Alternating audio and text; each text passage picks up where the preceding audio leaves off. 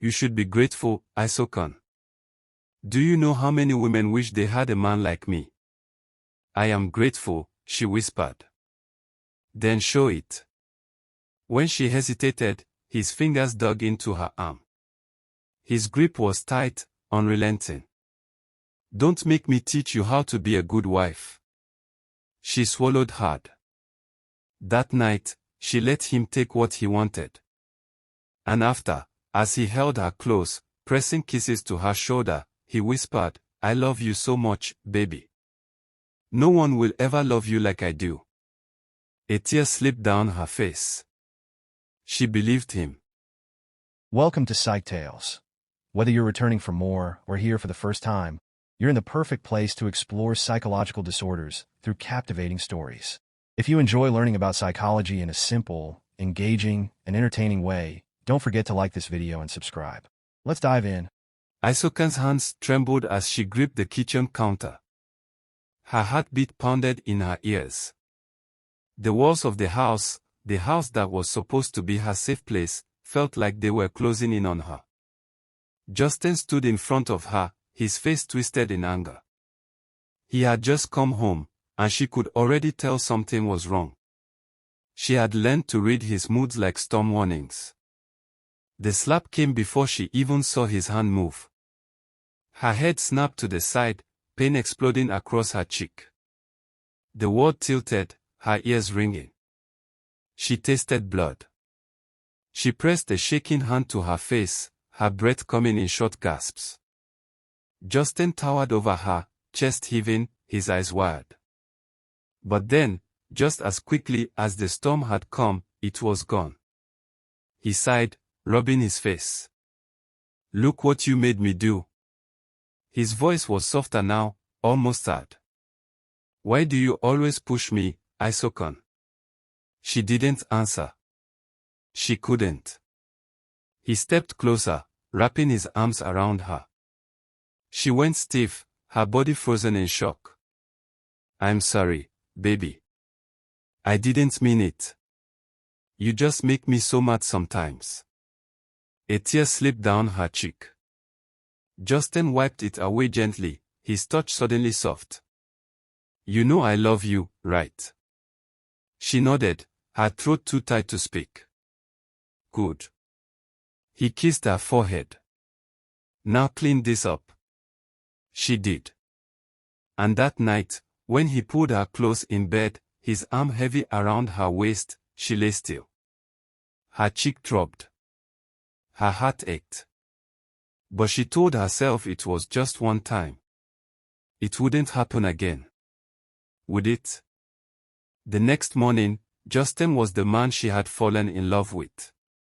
He woke her with soft kisses on her forehead. Morning, my queen, he whispered, his voice warm, his arms tight around her. I'm sorry about last night. I wasn't myself. Isoken didn't answer.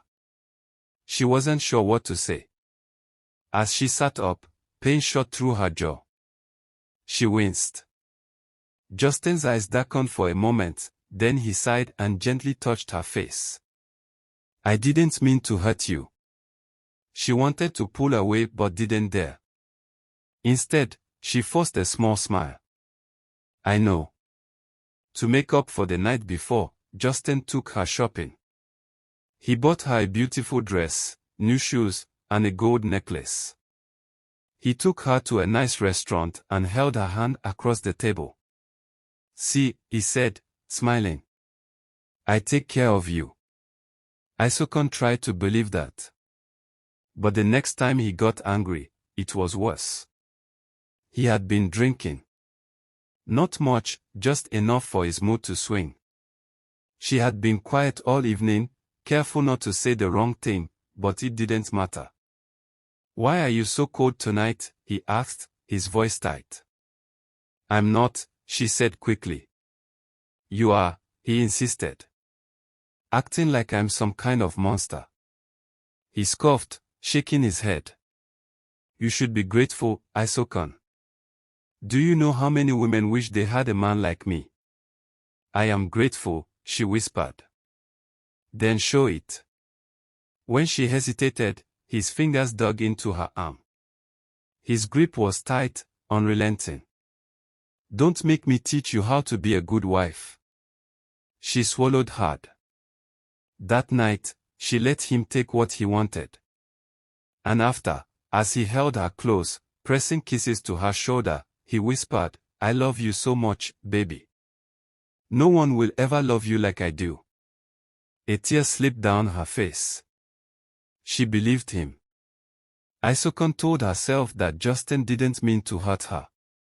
That if she just tried harder, if she loved him enough, he wouldn't get so angry.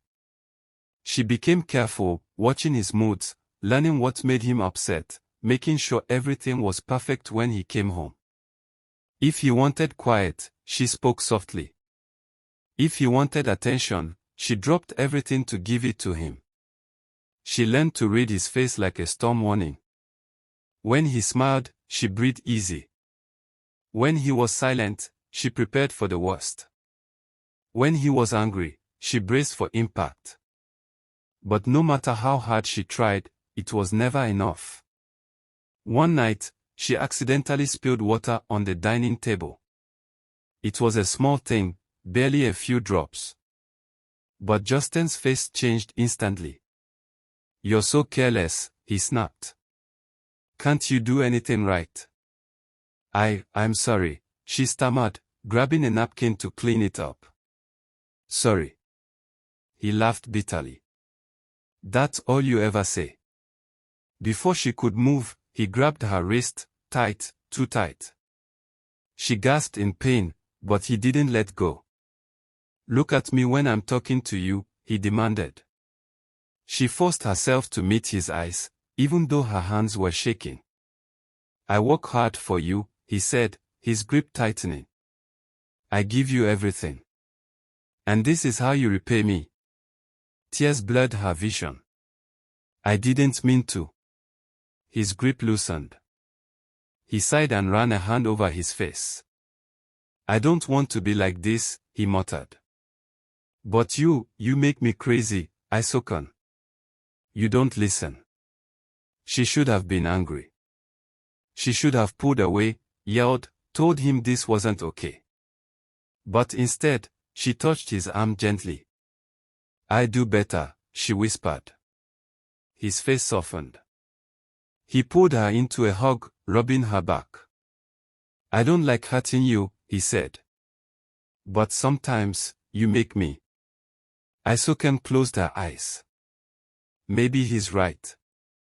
She told herself that if she just loved him enough, he would change. So, she stayed. And little by little, she lost herself. Isoken stopped fighting. She stopped asking to see her friends. She stopped trying to explain herself when Justin got angry. She learned to apologize before he even said a word. She became exactly what he wanted, a quiet, obedient wife.